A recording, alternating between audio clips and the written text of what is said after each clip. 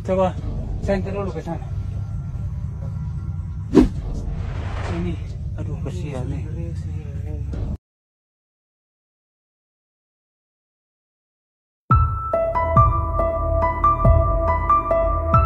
Dalam setiap pengungkapan tindak kejahatan, tak jarang tim kepolisian sulit untuk mengungkap pelakunya. Ini dikarenakan minimnya bukti juga saksi.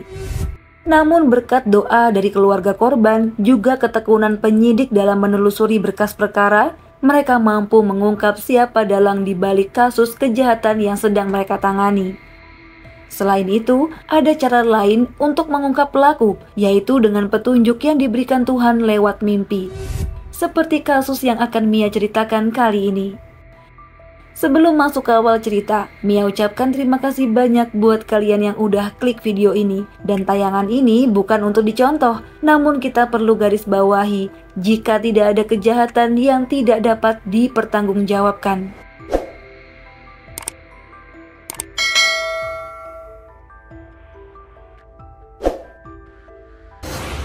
Berita ini adalah kisah nyata yang telah beredar di berbagai media berita tanah air terpercaya, dan Mia coba merangkumnya menjadi alur cerita dan semoga bisa mudah dipahami. Kita kenalan dulu dengan balita cantik satu ini, berusia 5 tahun, bernama Grace Gabriela Bimusu. Lahir dari pasangan Jamie Bimusu dan Imi Nancy. Grace merupakan anak kedua dan keluarga ini tinggal di kawasan Cibinong, Kabupaten Bogor, Jawa Barat. Parasnya yang cantik dan imut membuat para warga yang melihat sosok balita itu bermain bahagia akan tingkah lucunya. Yah, namanya juga masih umur 5 tahun, masih lucu-lucunya bukan? Apalagi terlihat dari foto ini, saat disuruh berpose, ia akan cepat menunjuk pipinya dan berakting sangat menggemaskan. Grace yang imut, hobi makan es krim. Baginya di usia segitu tidak ada makanan yang enak di dunia kecuali es krim dan candy yang manis, semanis senyumnya. Sementara itu tak jauh dari rumahnya, ia memiliki teman yang seusia dengannya. Mungkin jaraknya hanya sekitar 6 rumah saja. Biasanya sih Grace akan main ke rumah temannya atau sebaliknya. Di perumahan itu juga sangat aman. Tidak ada tetangga yang mencurigakan. Jadinya banyak orang tua yang memiliki balita tidak terlalu merisaukan jika anak mereka bermain di depan rumah atau sekedar ke warung membeli jajanan. Keceriaan gadis itu menjadi obat dikala sang ayah lelah bekerja. Tawa riangnya mengisi hari-hari Jamie dan Imi. Di saat mereka terjaga dari mimpi, memandangi wajah putrinya membuat mereka bersedih. Seolah tidak ingin waktu cepat berlalu hingga anaknya tumbuh dewasa dan meninggalkan mereka. Namun semua kekhawatiran itu hanyalah sekedar lamunan. Tentu mereka ingin terbaik bagi putri mereka di masa depan. Oleh sebab itu, sang ayah bekerja tak kenal lelah demi bisa membahagiakan kedua buah hatinya. Sayangnya, petaka datang membuyarkan mimpi orang tua gadis mungil itu. Bermula pada tanggal 30 April tahun 2018, sang ayah yang baru saja mulai bekerja tiba-tiba dihubungi oleh istrinya dan membawa kabar yang sangat mengejutkan. Istrinya mengatakan jika anak mereka Grace menghilang. Pagi itu jam 9, Grace meminta uang untuk membeli es krim di dekat rumah. Semenjak itulah Grace tidak kembali pulang. Lantas menyuruh suaminya segera pulang dan bersama mencari anak mereka.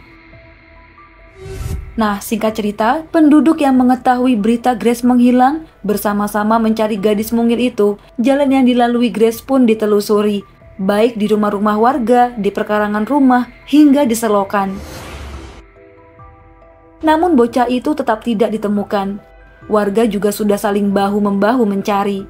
Orang tua Grace terpuruk, mereka menangis tak karuan. Walaupun banyak rumah yang sudah mereka datangi, tetap pantang menyerah hingga tak ada satupun rumah yang luput dari pemeriksaan. Sebenarnya ada sih warga yang melihat Grace bermain di sekitaran pos kamling yang tak jauh dari rumahnya. Namun saksi tersebut cuma melihatnya sekilas. Dia juga tidak ingat ada sosok orang tak dikenal yang lewat.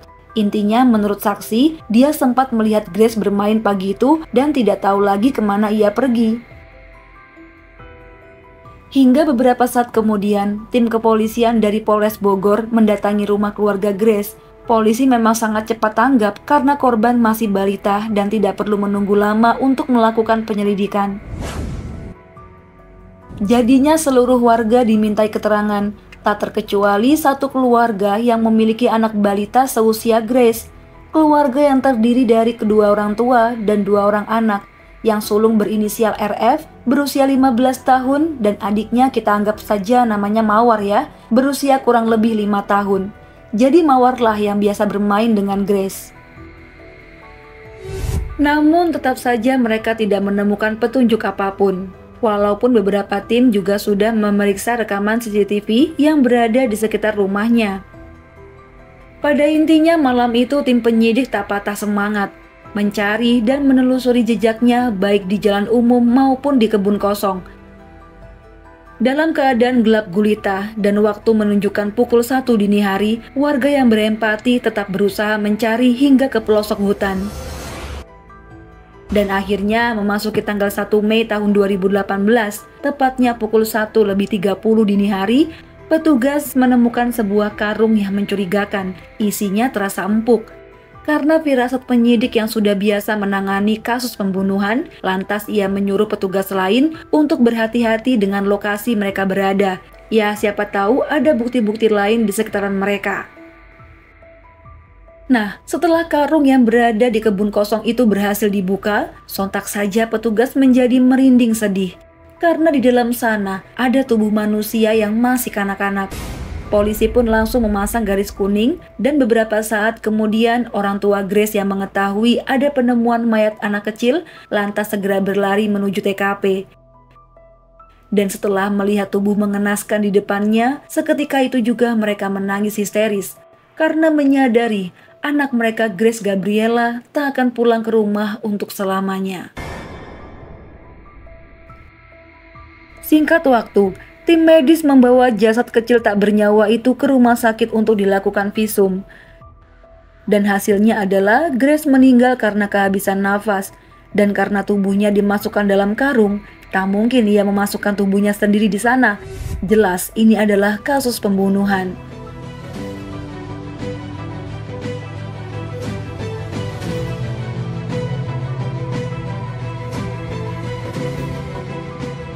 Padahal lokasi TKP penemuan jasad Grace berada tak begitu jauh dari kediaman korban. Ini menjadi kecurigaan mendasar bagi tim penyidik untuk memeriksa anggota keluarga juga tetangga atau orang terdekat gitulah. Ya nggak ada salahnya mencurigai keluarga sendiri karena di Indonesia sudah banyak kasus kejahatan yang korban dan pelakunya adalah anggota keluarga atau saudara sendiri. Namun bagi orang tua Grace, tidak ada alasan bagi mereka untuk menghilangkan nyawa anak bungsunya. Hal itu juga dikuatkan dengan keterangan saksi dari tetangga yang melihat hubungan harmonis pada keluarga bimusu. Penyidik akhirnya mengalihkan fokus mereka dan mulai lebih teliti mencari bukti-bukti di sekitaran TKP. Bahkan anjing pelacak K9 diturunkan untuk mengendus aroma pelaku. Namun hewan pintar itu hanya berkeliling sekitaran perumahan dan kebun kosong tempat jasad korban ditemukan, seolah memberi petunjuk jika pelaku tidak jauh berada di sana.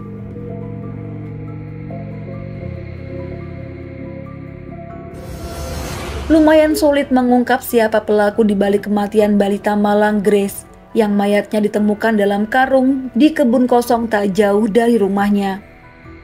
Sementara itu di kediaman korban yang sedang dikunjungi beberapa pelayat dari keluarga, membuat Imi merasa hancur dan sedih yang mendalam. Bersama-sama mereka berdoa meminta petunjuk pada Yang Kuasa agar dibukakan jalan untuk menangkap pelaku. Dan rupanya batin seorang ibu yang selama ini dipendam diceritakan pada sang suami. Ia memiliki firasat karena seringkali bermimpi tentang keluarga RF itu. Saat berita kematian anak mereka yang menyebar ke seluruh penjuru kampung, keluarga R terlihat mencurigakan.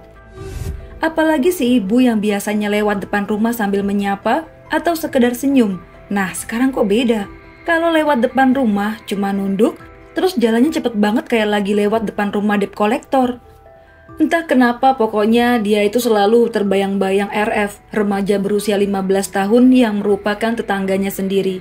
yang ia tahu tidak ada masalah sama sekali dengan keluarga mereka. Mendengar ini, Jamie cuma bisa menenangkan hati sang istri. Mereka tidak boleh menuduh sembarangan tanpa bukti. Jadilah perasaan itu hanya dipendamnya dalam hati, dan terus berdoa hingga waktu berlalu hampir 3 minggu kemudian. Tim penyidik menyadari dari hasil visum korban, ada tanda-tanda kekerasan seksual yang menimpa gadis itu, juga saksi yang melihat terakhir kali keberadaan korban. Kemudian, diam-diam polisi yang menyamar juga memantau sekitaran rumah korban karena mereka mencurigai 1 orang terduga pelaku.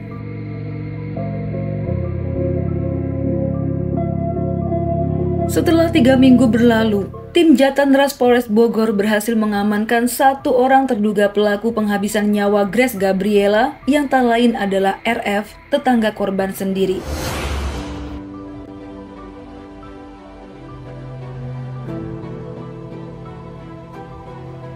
Saat penangkapan itu terjadi kegaduhan, karena rupanya sosok pelaku yang tega menghabisi nyawa bocah malang itu adalah RF, kakak dari teman main korban sehari-hari. Dan yang lebih mengejutkan lagi, rupanya motif lainnya dari pelaku adalah dendam kesumat pada ibu korban. Ada media berita yang menuliskan jika pelaku ini dendam karena korban berperilaku kasar saat bermain dengan adiknya. Namun dalam persidangan pada Jumat tanggal 8 Juni tahun 2018, terkuaklah motif pelaku sebenarnya. Lantas, beginilah kronologinya. Sebelum ditemukan tewas pada Senin tanggal 30 April tahun 2018, Grace meminta uang ke ibunya untuk membeli es krim di warung dekat rumah. Saat itu gadis mungil yang terbiasa main di depan rumah saja tiba-tiba ditemui oleh pelaku RF yang rumahnya berjarak 6 rumah dari kediaman korban. Rupanya RF membujuk Grace untuk masuk ke dalam rumah pelaku yang tidak ada orang karena ibu dan adik pelaku sedang keluar rumah. Grace yang tanpa curiga memasuki rumah itu dan tak menduga jika RF ingin menodai gadis mungil tersebut. Karena memberontak, pelaku yang kalap membungkam serta melakukan kekerasan lain yang menyebabkan korban kehilangan nyawa seketika. Setelah menyadari korban tak bernafas, RF yang panik mencari cara untuk menyembunyikan tubuh Grace. Lantas ia menemukan sebuah karung. Tanpa pikir panjang, RF memasukkan tubuh itu ke dalam karung dan hendak membuangnya ke belakang rumah atau ke kebun kosong. Dengan cara menaiki pagar belakang rumahnya, lalu berjalan masuk ke dalam kebun dan membuang tubuh tak bernyawa Grace di sana. Dengan ini majelis hakim menyatakan RF terbukti secara sah dan meyakinkan bersalah, telah melakukan tindak pidana, yaitu melakukan kekerasan, memaksa anak melakukan persetubuhan dengannya, dan melakukan kekerasan hingga menyebabkan korban meninggal dunia. RF yang masih berusia 15 tahun divonis hukuman 10 tahun penjara dan menjalani pelatihan kerja selama 3 bulan. Jelas, putusan ini membuat keluarga Grace yang hadir pada persidangan menjadi emosi dan kericuhan tak terkendali.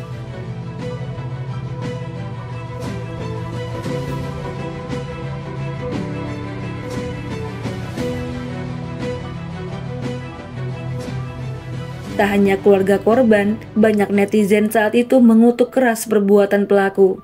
Ini menyebabkan kegelisahan bagi para orang tua yang memiliki anak balita. Namun, dari sini kita harus tahu ya, tanggung jawab keamanan bukan hanya dipasrahkan pada petugas. Kita sendiri sebagai orang dewasa sewajibnya mengawasi anak-anak kita, apalagi yang masih balita. Berikan pemahaman kepada mereka untuk menolak ajakan orang yang tak dikenal. Baik teman-teman, sampai sini dulu video Mia kali ini. Semoga bisa diambil pelajaran agar tidak ada kejadian serupa di lain hari.